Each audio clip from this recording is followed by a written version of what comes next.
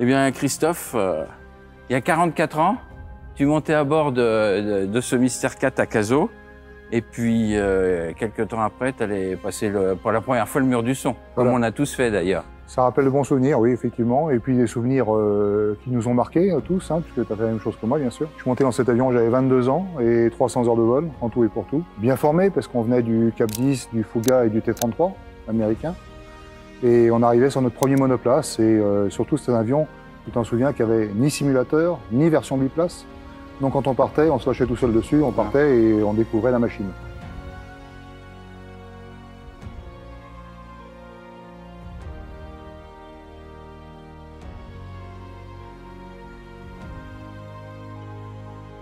Et juste avant de retrouver Christophe et Max pour cette vidéo un petit peu hommage aux 90 ans de l'armée de l'air et de l'espace, comme vous le savez, ils ont tous les deux été après pilotes de ligne sur 747 ou sur A330. Et savez-vous quelle est la phase de la journée de travail la plus dangereuse pour les pilotes de long courrier?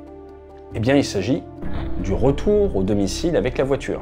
Avec moins de 4 heures de sommeil, vous avez, d'après les dernières statistiques, plus 1150% d'avoir un accident de la route. Alors si ça ne vous motive pas à essayer d'avoir le meilleur sommeil possible, moi je vois pas ce qui peut vous motiver. Et d'ailleurs aujourd'hui, eh bien notre partenaire c'est Emma. Emma, leur objectif, leur état final recherché, c'est de vous permettre d'avoir du sommeil haut de gamme, top sleep, mieux que Top Gun. Pourquoi? Eh bien comme ça vous vous réveillez en forme le matin et vous pouvez aller concrétiser vos rêves. Pour faire simple, ils sont là pour vous aider avec des matelas, comme par exemple l'Hybride 2, qui a été le meilleur matelas testé en France en 2023, qui a 5 zones de soutien, qui est à mémoire de forme, qui va vous soutenir dans tout type de position, mais surtout, si vous dormez à plusieurs, qui va isoler vos mouvements, ce qui va vous permettre de mieux dormir à côté de votre concubin ou de votre concubine. Comme c'est l'été et qu'il fait chaud, eh bien vous serez heureux de savoir qu'ils ont également de l'ergocell, qui favorise la circulation de l'air et donc permet de diminuer la température, mais ils ont également toute une gamme d'oreillers à mémoire de forme avec des noms très aéronautiques. Vous avez l'Élite pour un sentiment zéro gravité et vous avez forcément également le Nuage qui est ultra moelleux. Ce qui est top avec Emma, au-delà des 10 ans de garantie, des frais de livraison ou de retour offerts, des 100 nuits pour tester, et si ça vous va pas au bout de 100 nuits, vous renvoyez sans frais votre matelas, au-delà encore du fait que votre matelas il s'adapte à toutes les morphologies, ou encore qu'avec Alma vous pouvez payer en 12 fois, eh bien c'est que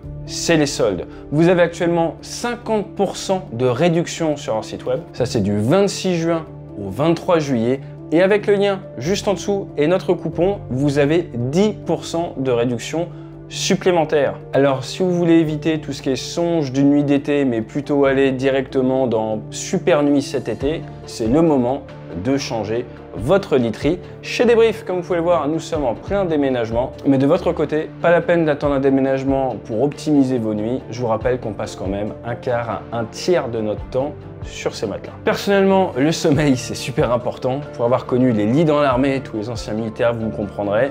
Eh bien, j'adore avoir un lit haut de gamme à l'heure actuelle. Et en plus, le sommeil, c'est la vie, tout comme la vitesse dans l'aéronautique. Et avec un bébé en bas âge, moi, je suis très content de mon Hybride 2.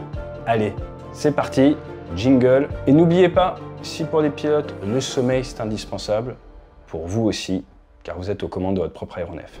Alors on la découvrait plus ou moins parce qu'on avait été archi briefé par nos moniteurs, on apprenait l'avion par cœur, la technologie, on avait le test des yeux bandés, tu te souviens, où il fallait absolument qu'on connaisse 90% de la cabine des yeux bandés. Oui. Donc on connaissait absolument tout.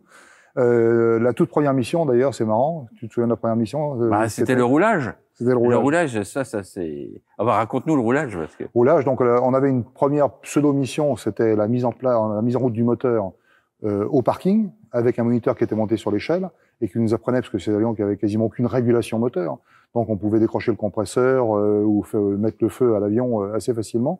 Donc on apprenait d'abord à mettre en route l'avion proprement, et ensuite la première vraie mission, eh bien on faisait comme si on avait volé. On mettait en route l'avion, on roulait, on faisait une petite accélération en rail, il me semble, sur la piste. Et puis on revenait, et voilà, on était content. Et puis après, c'était le vol, et on décollait tout seul. Enfin, on décollait pour de bon. Et je me souviens, une fois avoir décollé, je m'étais dit, pétard, mon coco, va falloir que tu le ramènes au sol proprement, parce que tu as quand même toute une carrière à faire, et il va falloir que ça se passe bien. Mais encore une fois, quand on a 22 ans, 300 heures, et qu'on part dans un monoplace de combat qu'on n'a jamais piloté, On s'en souvient. 44 ans après, on s'en souvient bien. Ça, ça se souvient encore, oui. Et alors, d'autant plus que cet avion avait une particularité, décoller, ça allait. Alors évidemment, on décollait devant, il y avait le moniteur qui nous suivait derrière, dans un autre avion en patrouille. Et le grand problème, c'est que quand on revenait, eh bien, il fallait poser l'avion. On avait la piste de Cazaux, on était à Cazaux. 2400 mètres. 2400 mètres. Et il avait une grande particularité, cet avion, c'est que même cabré, ben, il décélérait pas. Et en plus, il avait de très, très, très mauvais freins. Et alors, on pompait, on faisait... T'as une anecdote d'ailleurs, un jour, oui, parce tu avais que des freins neufs. Des fois, on changeait les blocs de frein, bien sûr. Il y avait donc des blocs de frein neufs qui étaient donnés. Alors, on disait pas au moniteur parce que on était tous brevetés, mais on les donnait au leader qui avait plus d'expérience quand même. Et un jour, bon on part un peu vite. On me dit tu prends tel avion, ah ben non tu prends tel autre. Enfin bon, il y a un petit problème. Et je pars avec mon Mister 4, ne sachant pas que c'était des blocs de frein neufs. Donc on se pose quand même. C'était des vitesses assez élevées. Il y avait des volets d'un trado. Ça freinait un peu, mais enfin, en finale, mais on arrivait quand même, je me souviens bien, dans les 140 nœuds, quelque chose comme ça. Donc, c'était 140, 145 nœuds. Et je freine, il se passe rien. Diable, je freine, il se passe vraiment rien. Pendant ce temps-là, la piste défile. Je freine, debout sur les freins. Je me dis, oh pétard, je vais quand même pas me faire une barrière d'arrêt alors que je suis à peine breveté. Et je finis par, debout sur les freins, par arrêter l'avion juste avant la barrière d'arrêt et de dégager la piste. Et je rentre au parking, et bizarrement, je comprends pas pourquoi tout le monde courait après moi, montrait l'avion. Il y avait un mécano qui était parti chercher un extincteur. Je me dis, qu'est-ce qu'ils me font, qu'est-ce qu'ils me racontent? Mais j'avais les freins qui fumaient comme il n'était pas possible. Ils avaient qu'une seule peur, c'est que ça prenne feu. Et donc, il y a eu un coup d'extincteur sur les blocs de frein. On m'en a pas voulu parce qu'on m'avait pas prévenu. Déjà que le normal freinait pas, mais avec des blocs de frein neufs, il freinait pas du tout. Ouais. Donc, les 2400 mètres, il n'y avait pas de parachute de queue, contrairement au Mirage 3 qu'on verra après. Donc les 2400 mètres, il y avait rien de trop, quoi. Il y avait rien de trop. Et ça me rappelle une anecdote, puisque c'est un peu le jour des anecdotes. Et un camarade, pareil, se pose, toujours le même problème. Il arrive en fin de piste, après 2200, 2300 mètres de béton. Et là, il y avait la barrière, les fameuses barrières d'arrêt qui se levaient quand on passait devant une cellule, de manière à arrêter l'avion. Et ce jour-là, pour des raisons certainement parce qu'il faisait trop chaud pour les décollages, on les mettait sur manuel. C'est-à-dire que c'est le contrôleur qui pouvait lever la barrière.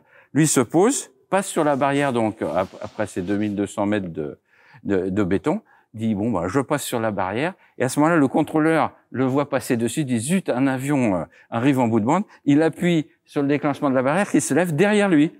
C'est-à-dire qu'il s'est retrouvé captif sur les 200 derniers mètres de piste, alors qu'il voulait discrètement faire demi-tour, parce qu'à l'époque, quand même, on voulait pas trop donner de relief à ce genre d'incident. Il dit, je vais faire tranquillement le demi-tour, et puis je vais revenir, et je dirai rien à personne. J'aurais à peine roulé sur la barrière. Pas de chance, il était prisonnier.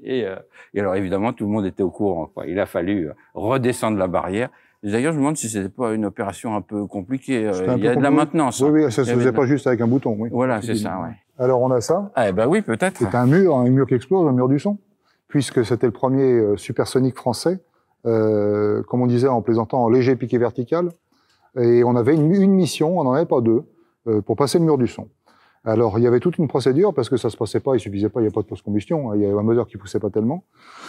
Il suffisait pas de mettre plein gaz et puis on attend que le mur du son passe. Il fallait monter très haut. Et ensuite, il fallait partir en piqué quasiment vertical, souplement. Parce que si jamais on tirait trop avec un peu de facteur de charge, on perdait un peu de vitesse, forcément. Et c'était le maximum d'énergie, quoi. Et c'était cuit.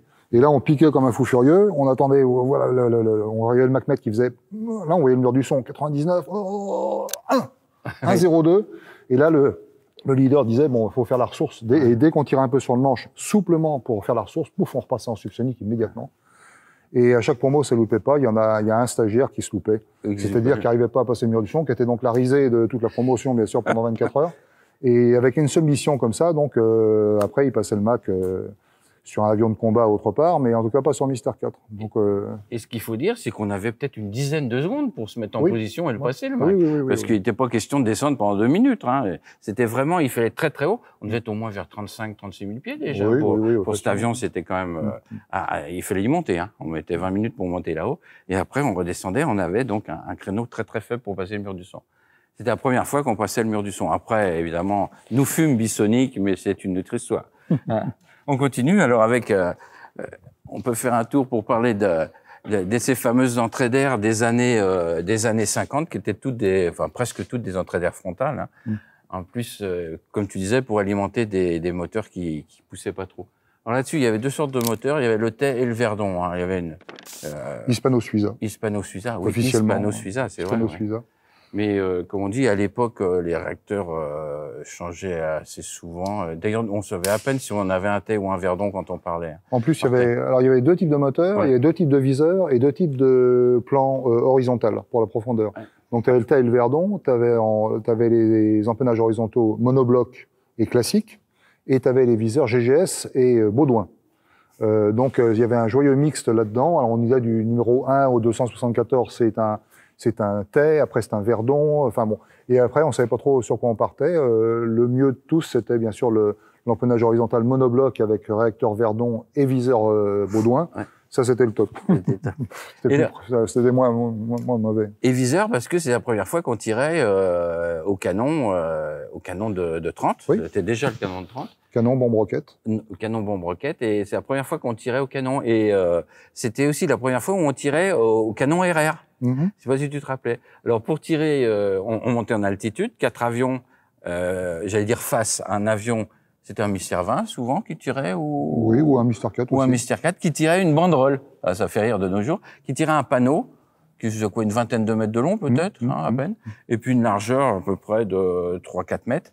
Et on se présentait dessus et on tirait à une distance qui devait être, je sais pas combien, 200-300 mètres peut-être. Et il fallait surtout dégager. Parce qu'évidemment, il y en a, qu'est-ce qu'ils ont fait? Ben, ils sont passés à travers le panneau, quoi. Régulièrement, tous les ans, il y avait un avion qui revenait avec un morceau de tissu du panneau. Tant que l'avion n'était pas endommagé, surtout au niveau des précipitaux, c'est-à-dire pour avoir les vitesses et tout, il pouvait revenir.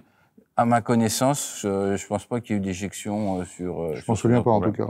Mais ce qui est très rustique, si on veut dire, c'est que pour savoir qui avait mis les trous d'obus, parce qu'attention, on n'en mettait pas 20 des trous d'obus, on en mettait 3 si on avait de la chance, qui avait mis les bons trous d'obus. Les obus étaient peints. Alors, il y a les obus jaunes, les obus rouges, les verts et tout. Alors après, la question, quand l'avion revenait, le panneau revenait. On l'installait sur le parking et chacun y allait. Ah, ça c'est du jaune, non, c'est du marron et tout. Alors on se battait pour savoir si c'était du bleu ou du vert. Et puis chacun revenait. Moi, si j'ai peut-être mis en une mission, j'ai peut-être mis 2 obus dedans, quoi. Je sais pas si tu te rappelles des résultats. Alors après les résultats, en fonction là c'est un autre sujet du calibre. Donc on a eu 30 mm aussi bien sur Mystère 4, Mirage 3, Mirage F1, Jaguar. C'était le calibre français. Les Américains, pendant longtemps, tournaient au 20 mm, et avant, 39-45, ils étaient à la mitrailleuse de 12-7. Ouais. Et il y a eu des calculs qui ont été faits. Combien d'obus faut-il mettre dans un avion pour le détruire? Et bien évidemment, plus il y a du gros calibre, moins il y a besoin de... Et c'est très important. C'est-à-dire que je me souviens plus des chiffres, c'est un peu dommage d'ailleurs. Je crois que c'est de l'ordre de 3. Hein. Oui. De 3 aux obus de 30 et peut-être 5 de 20. Alors que 5 de 20, c'est beaucoup plus que ça, je crois. Ouais, il en faut nettement plus. Alors là, 12-7, je te raconte même pas. Il faut cribler. Donc c'était important d'avoir quand même du gros calibre parce que... Et on avait, l'avantage, c'est qu'on avait besoin de mettre 150 obus dans l'avion pour le détruire. 3, ça devait suffire, quoi. Mais ce qu'il y a, c'est qu'aux vitesses de plus en plus rapides autour du Mach, avant de loger 3 obus dans un avion qui est de cette taille-là, faut être habile. Et surtout avoir un bon viseur. Hein. Faut être surtout très près aussi. On en reviendra d'ailleurs. Oui, il faut être très près. Et si on est très près, on risque la collision, bien entendu. Ça, c'est l'ennui. Et non seulement la collision, mais s'il y a des morceaux de l'avion qui se détachent, on voit très bien ça dans les films de la dernière guerre, eh bien on risque de prendre des morceaux de tôle quand on arrive très très près à 50 ou 20 mètres. En 39-45, il y a eu des avions qui ont explosé devant le chasseur qui venait de les abattre, et avec la chaleur, le camouflage a été passé. Il y a des Spitfire qui revenaient blanchis, si je puis dire, parce qu'ils s'étaient pris une boule de feu phénoménale 30 mètres devant, et il y avait de la chance d'être rentré d'ailleurs. Enfin bon, ça c'est un autre sujet. Donc on parlait du tir, mais avant d'être de tir, faut aller intercepter l'avion, puisqu'on parlait de tir RR, et avec un avion comme ça, parce qu'à l'origine c'était quand même prévu pour faire des interceptions. Hein. Et le grand problème, c'est que non seulement il faut monter, c'est-à-dire il faut avoir un moteur qui pousse, mais en plus il faut qu'il pousse assez longtemps, et surtout il faut qu'il y ait beaucoup de carburant. Alors le problème de tous les avions français, on peut le dire, c'est que ils sont relativement petits. En étant petit, eh bien le volume évidemment est très très faible, et on est toujours en train de courir après le carburant. Alors par exemple une mission sur Mystère 4, on va dire d'interception, bien qu'on faisait souvent du combat, mais c'était un peu de l'interception. Eh bien c'est de l'ordre de 40 minutes, le temps de rouler, décoller, monter, faire quelques interceptions, voire on faisait quoi, peut-être 2 ou 3 interceptions, avec des enroulements, c'était un peu de combat aérien. Et il était temps de redescendre sur le terrain de Cazaux, où il fait toujours beau, pour aller se poser au break. Et puis, on arrivait avec, on va dire une quinzaine de minutes de pétrole restant en secours, si on peut dire.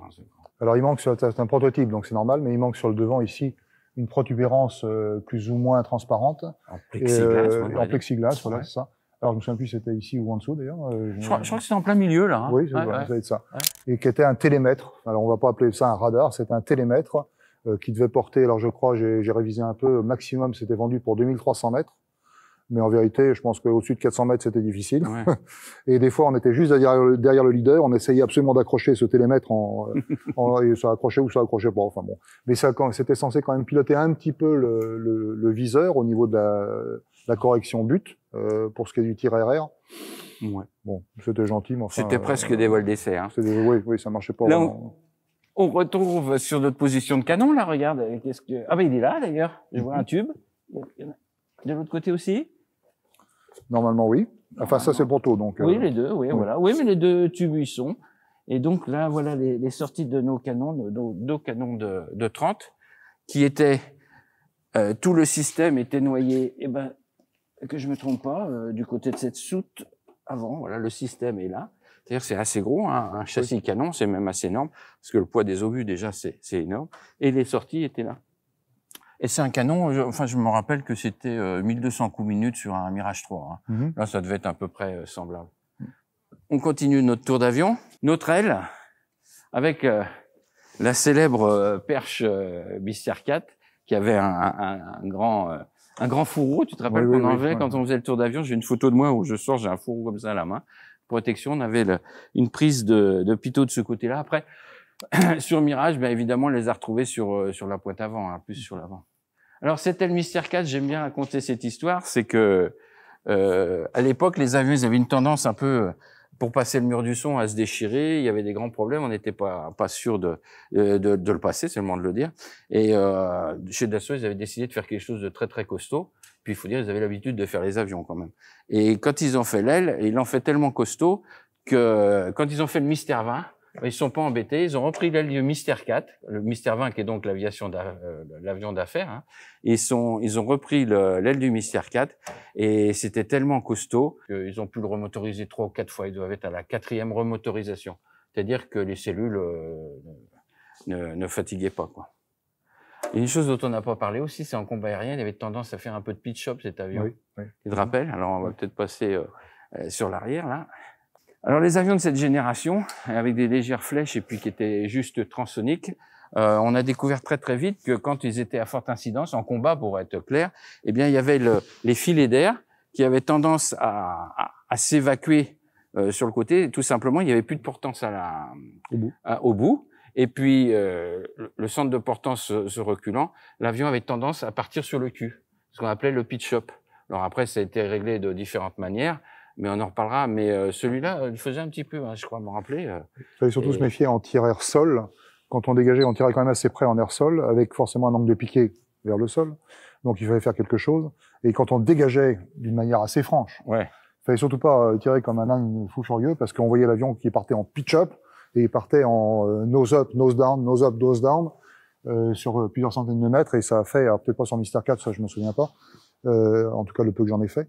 Mais dans d'autres pays, ça a fait des morts. Enfin, il y a des gens qui sont partis en pitch-up et qui se sont plantés comme ça. Ouais, ça c'était nos volets. Hispano-Suiza, ça fait plaisir de voir Hispano-Suiza encore écrit sur un avion. Et là, on arrive donc. Volet d'intrado seulement, donc il n'y a pas tout. Il y a pas toute la surface qui descend. Il y a juste le dessous. Enfin, il y a toute la surface, on va dire, mais le dessus est. Il y a marqué ne pas marcher parce que la tôle est fine, mais il y a que le dessous qui descend. C'est moins performant comme système de volet, mais ce sont les premiers, plutôt les premiers, quoi. Nos aérofreins, je dirais. Oui. Hein, les aérofreins placés à l'arrière. Et une des différences donc avec le plan horizontal, donc celui-là sont les premiers, donc il y a une gouverne classique et cette partie-là ne bouge pas en fonction trim seulement, alors que sur les monoblocs ensuite il y a eu c'était tout l'ensemble qui bougeait, c'était plus efficace. Je me souviens que le cockpit, on a fait des progrès fantastiques en ergonomie quand même. Oui, quand même, ouais. Parce que là-dedans, comme certains avions, comme on dit, une chatte aurait pas retrouvé ses petits. Tellement c'était, alors tout était en noir et blanc, c'était d'un compliqué comme il n'est pas permis. Et je me souviens d'une anecdote, c'est au niveau du transpondeur de l'IFF, on va dire. J'en ai une autre, moi. Qui était sur le côté droit. Et c'était tout sauf pratique pour changer le code. Alors, à moins d'avoir un bras assez bizarre à droite, surtout en plus pour les droitiers, on tient le manche. Donc, il fallait changer le code avec la main gauche. Et je me souviens d'un vol en patrouille serrée par mauvais temps. Donc, on était IMC et le transpondeur, l'IFF du leader ne fonctionnait pas. Donc, il me dit 2 affichés 4330, enfin peu importe le code. Donc, il fallait tenir la patrouille. Et puis en même temps, mettre la main comme ça et dire hop, clac, clac, clac, hop, il est toujours là, c'est bon, je peux pas rentrer dedans, clac, clac, clac. Et on changeait le code avec la main gauche tout en tenant la patrouille. C'était c'était assez complexe. C'était pas ergonomique en tout cas. Et pour parler d'ergonomie, tu te rappelles qu'il y avait la HP, c'est-à-dire l'ouverture du carburant, qui était à peu près la même et à côté de la commande volet. Alors là, on a eu des épisodes classiques. Il y en a eu plein. Des gens qui arrivaient donc au break, se posaient, dernier virage, qui allaient sortir les volets. Et au lieu de sortir les volets, donc dont on a parlé tout à l'heure, eh bien, ils coupaient tout simplement l'arrivée d'essence, quoi, l'arrivée haute pression d'essence, et le moteur s'éteignait. Donc là, à 1000 pieds ou 800 pieds en descente, inutile d'essayer de faire quelque chose, c'était éjection. Et à propos d'une éjection, je me rappelle d'une que je n'ai pas vécue, hein, mais qui se raconte, et puis j'espère que le pilote s'en souviendra. Le pilote s'éjecte, la séquence de séparation du siège ne se fait pas. Le pilote, donc, reste sur son siège, c'est-à-dire il va tomber au sol, il va mourir, quoi. Mais, coup de chance, c'était sur le lac de Cazaux et de Sanguinet, et il tombe sur le dos, c'est-à-dire le siège prend tout l'impact, mais il tombe dans le lac. Et là, donc, la partie donc attachée sur son siège avec tout son équipement vers le fond du lac de Cazaux. Taux de survie est un peu meilleur que sur le sol, mais guère. Et à ce moment-là, il y avait un pêcheur, c'était un pompier de la base qui était formé à tout ce qui était siège éjectable, survie et tout. Il voit ça, il plonge, il va le chercher, il le débrèle, ce qui était toute une affaire quand même, toute une affaire. Sous l'eau, de préférence, il le sort sous l'eau. Et à ce moment-là, le pilote va bien quand même, curieusement. Il arrive, l'ambulance arrive. C'était un chemin, bien entendu, mais le pilote, qui allait pas trop mal quand même dans l'ambulance sort du chemin et à ce moment-là, elle a un accident.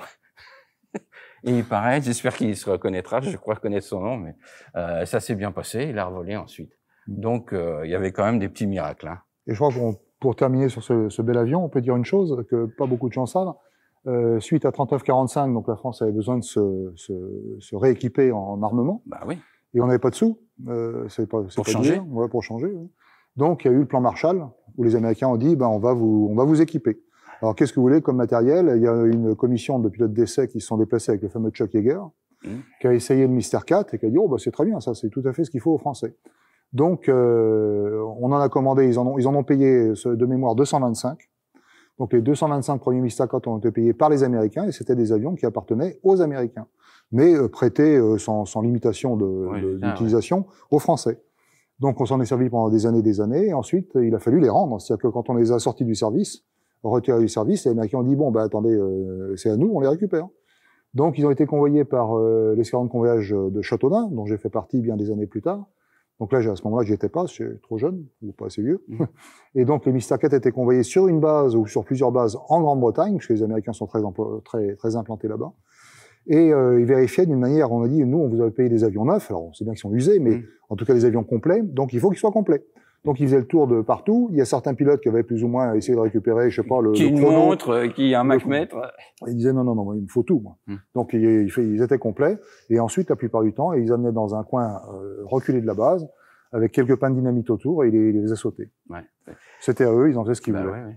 On en a récupéré quelques-uns, mais il y en a pas mal qui ont fini avec de la dynamite. Ouais. Parce que c'était les Américains qui les récupéraient, qui nous avaient payés, c'est tout. Et on en retrouve, moi je me rappelle avoir fait un musée dans le nord de l'Angleterre, du côté de Lincoln, et il y avait un Mystère 4 sur lequel j'avais volé, qui était là, pareil que celui-là finalement, enfin un peu plus ancien, puisque celui-là c'est le numéro 1. C'est le numéro 1. C'est des bons souvenirs. Et ouais. Premier Mac. Premier Mac 1. Et d'ailleurs, c'est très amusant parce qu'on parle des Américains, et à l'époque, on venait du T-33, T-Bird, qu'on appelait le T-Bird, qui était le biplace qui nous servait d'avion d'école à Tours, et qui, quand il était en monoplace, s'appelait le P-80 Shooting Star, qui avait été le premier avion américain de chasse, Oui, on peut dire, et qui avait fait la guerre de Corée. Absolument. Mais à l'époque, on était là-dessus, on trouvait ça normal. Je veux dire, il y avait pas de... Ouais. Et c'était vraiment américain hein, comme engin. Ouais. Autant celui-là avait quand même des commandes souples, parce que tous les avions français ont d'excellentes commandes de vol. Autant, je me rappelle, le T-33, fallait Alors, on commençait par faire ça, il se passait rien. Ouais, voilà. Ouais. Puis après, Il y a ça partait en virage. C'était vraiment la grosse musique. Mais on ne sommes pas là pour parler du T-Bird T-33. Il y avait on appelait ça le bouton de... Il y avait un gros bouton au milieu de l'horizon artificiel. Quand on faisait le GCA, Oui. et c'était sur l'épaisseur du bouton qu'on travaillait. Oui. Tu te rappelles, il y avait un bouton de culotte, on appelait ça. On avait un horizon artificiel, mais, il faudrait le voir, il était énorme, mais alors il était tout noir, avec un petit avion stylisé et un gros bouton de culotte on appelait ça le bouton de culotte qui était au centre.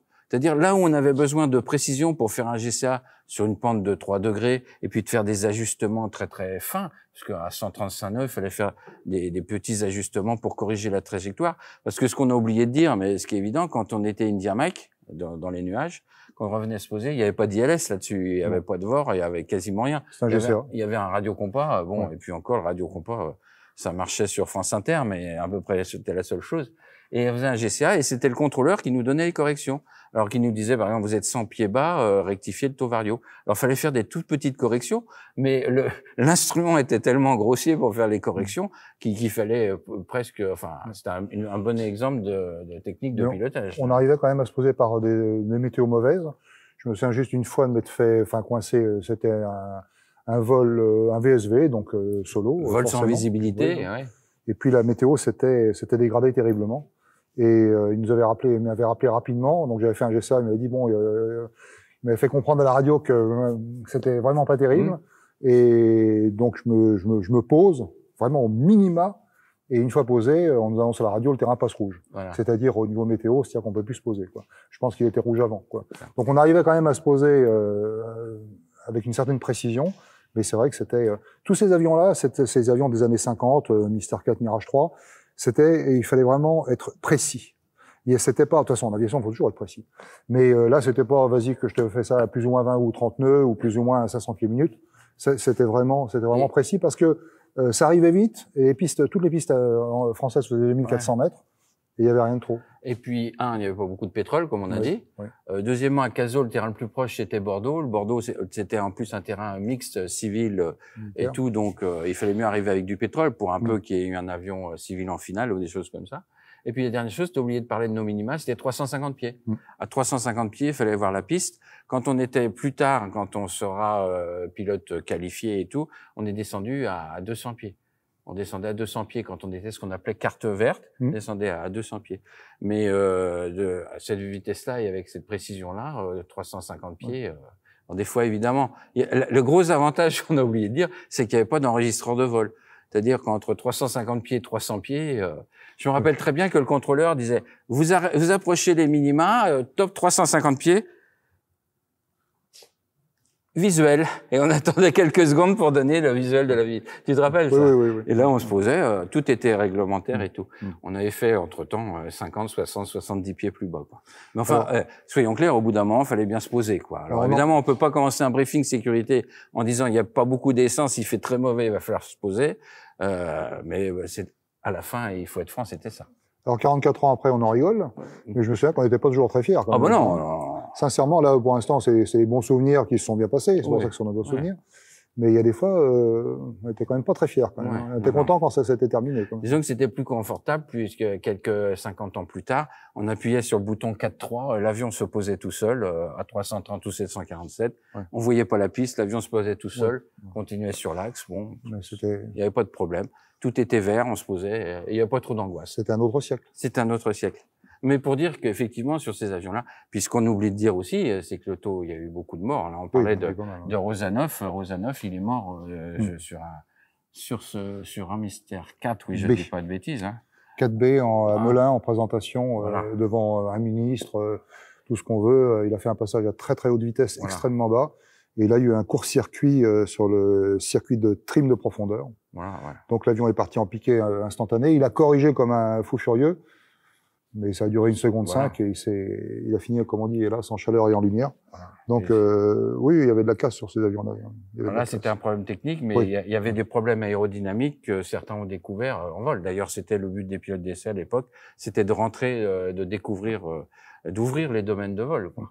Maintenant, tout est vraiment entre l'informatique, les souffleries de pointe, et puis 100 ans, voire plus d'aviation, les problèmes sont différents. D'année en année, il y a moins en moins d'accidents, et c'est pour le mieux. Et ce qui permet à l'aviation, aussi bien commerciale que militaire, d'évoluer, on va dire, dans le bon sens. On découvre des choses forcément depuis le départ de l'aviation. Là, on va revenir très très longtemps avant. Louis Blériot, qui a fait le fameux Blériot 11, mais le 11, ça veut dire qu'il y en a eu des numéros avant. Et avant qu'il l'invente, entre guillemets, enfin, l'invention, on va voir, c'est pas forcément lui qui a inventé le manche, mais avant, on va dire on va simplifier, qu'il invente le manche, ce qu'on appelle le manche à balai. Il s'était dit, comment est-ce que je peux faire pour diriger cet avion? Donc, il y a eu un Blériot, je ne sais plus lequel c'était, où il s'est dit, je vais mettre le pilote au centre de gravité de l'avion. Et puis, en se penchant en avant, il va descendre. En se penchant en arrière, il va monter un petit peu. Il a fait un vol de 250 mètres. Il s'est fait la peur de sa vie. Il s'est dit, il faut que je trouve autre chose. Donc, ils expérimentaient des trucs complètement dingues. À l'époque, ils nous paraissent complètement dingues, mais au départ, ils savaient, il fallait bien essayer, quand même. Mais ce qui est amusant, c'est enfin, on va pas en fait faire l'histoire de l'aviation, mais c'est comme l'histoire des plans. Maintenant, on trouve normal qu'il y ait le plan horizontal à l'arrière, mais au début, il était à l'avant. Et quand on a réinventé le plan canard, soit pour des sabres V-Gun, que ce soit pour le Rafale, pour certains Mirage qui avaient des petites des plans canards, on va dire, à l'avant, le Milan et tout, eh bien, on a redécouvert les plans à l'avant. Et on n'arrête pas de redécouvrir et de perfectionner. Alors, si quelqu'un a acheté un Mystère 4 et voulait en faire un tour, qu'est-ce que tu lui conseilles de faire? Ah ben, la première chose, c'est d'avoir la documentation avec pour bien connaître l'avion, mais surtout, c'est de faire ce qu'on a fait, parce que c'était excellent, c'est-à-dire de monter devant, mettre en route, et puis de se faire son tour de roulage pendant 10 minutes, un quart d'heure, de revenir, de couper le moteur, et puis de souffler un peu, et puis le lendemain, parce que ça fatigue quand même, c'est amusant, mais ça fatigue, et le lendemain, de s'aligner sur une grande piste, s'il a 2007-3000 mètres, c'est mieux, et de décoller. Le décollage, ça pose pas tellement de problèmes, disons qu'il y a pas de coupe, ça garde bien l'axe et tout. Mais pour l'atterrissage, de savoir que ça freine très mal, parce que c'est ce qui nous avait marqué. Et puis surtout de bien garder sa vitesse en finale à 3 nœuds près, quoi. On va être sympa avec lui, 3 nœuds près, quoi. Et sur les avions, il fallait connaître tout par cœur. La technologie, comment ça se passait, même les pannes. On avait les checklists, mais il fallait d'abord réagir. On les connaissait par cœur, les checklists, en vérité. Après, on pouvait, si on avait le temps, en fonction de la panne, les sortir et lire, voir si on n'avait pas oublié quelque chose. Mais c'était pas une to-do list où on se dit, tiens, panne machin, je sors le machin. Comment ça se passe? Non, il faut immédiatement savoir réagir. Il fallait vraiment connaître la techno de l'avion, les pannes, les façons de les gérer, bien sûr l'environnement. Il n'était pas question de se dire le bouton de machin il doit être par là, il me semble. Non, il me semble pas du tout. Il fallait réagir rapidement en connaissant, donc connaître l'avion par cœur. Ça, c'est d'où le test des yeux bandés. On a fait même après sur d'autres avions. Sur beaucoup d'avions.